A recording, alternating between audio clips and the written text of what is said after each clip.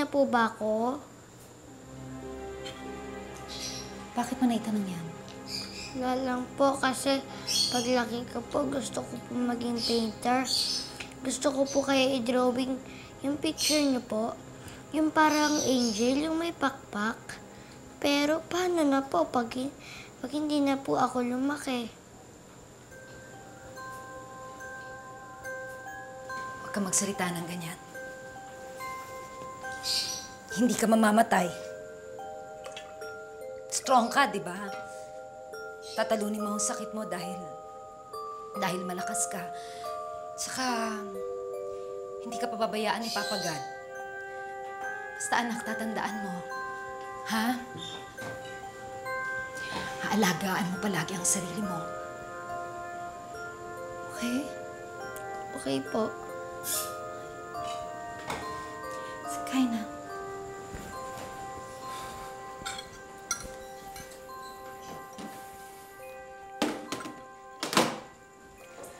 Carlo, ang aga mo yata umuwi. Wala na akong trabaho. Ha? Bakit? Meron lang akong hindi natapos kaagad. Nagalit na yung boss ko.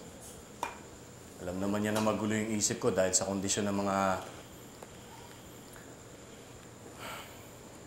Dahil sa sitwasyon natin. Akala naman niya, milyon-milyon yung mawawala sa kanya dahil lang doon. Carlo,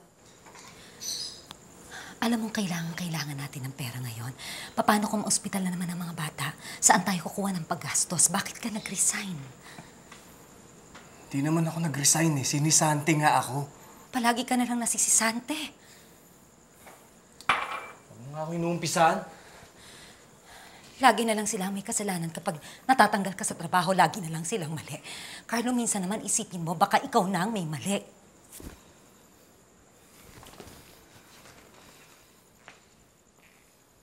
Kung ikaw kaya magtrabaho, ikaw ang kumayod. Akala mo ba madaling magpakain ng pamilya? Akala mo madaling magpa-ospital ng mga anak? Alam kong hindi madali. Alam kong mahirap. Ang sinasabi ko lang, lakasan mo ang loob mo, tiisin mo, tiyagain mo. Huwag kang sumuko kaagad. Anong pinalalabas mo? Duwag ako?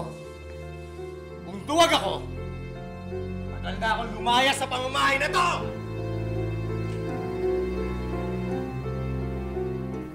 Napilitan si Peachy na magtrabaho upang matustusan ang mga gamot at pagpapaospital ng kanyang mga anak.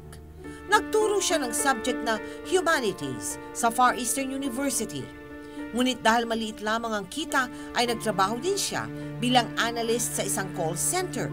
Samantala, si Carlo na munang nag-alaga at nagbantay sa kanilang mga anak. Subalit hindi naging madali ang lahat para sa mag-asawa. Ang mga lalaki, matuto rin maglaba, mamalansya, maghugas ng plato. Siyempre, huwag niyong kakalimutan yung pagpapadede sa bata, yung pagpapalit ng lampin, di ba? Importante yan. Pre. Oo. Wala si Ari Pichi, oh. Ay, Ayos mo. Magandang gabi. Anong gabi? Kumain ka na ba? Kumain na ba mga bata? Tapos na, kanina pa. Tulog na nga sila eh. Akala ko ba tulog na mga bata?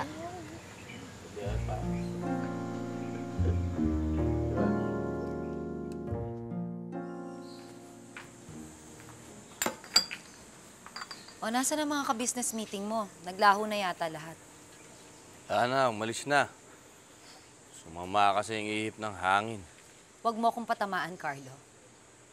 Ang hinihiling ko lang sa'yo, bantayan mo ang mga bata. Wala akong pakialam kung mag-inuman kayo gabi-gabi, huwag mo lang pababayaan ang mga anak natin. Bakit? Inaalagaan ko naman yung mga anak mo, ah. Ikaw, kung magsalita ka, parang napakawalang kwenta kong ama, eh. Ni kumutan nga ang mga anak mo, hindi mo magawa. Inutil ba yung mga anak mo? May sakit lang naman sila pero hindi sila inutil. Marunong silang magkumot. Hindi mo sila pwedeng iwanan ng matagal.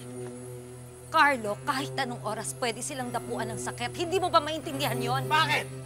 Akala mo ba madaling alagaan yung mga anak mo? Ha? Akala mo ganun-ganun lang alagaan yun? Hindi naman eh! Hindi mo ba alam, rinting-rinting na ako? Iyak sila ng iyak! Ngawa ng ngawa! Kahit ako nahihirapan din ako! Suka-suka na ako eh! Suko na ako sa buhay na to! Sa bahay na yan! Akala mo ganun kadali!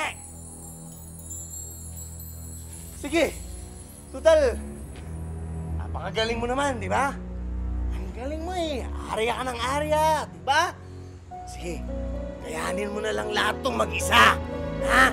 Sige, mag-isa ka! Wala ka sa buhay mo!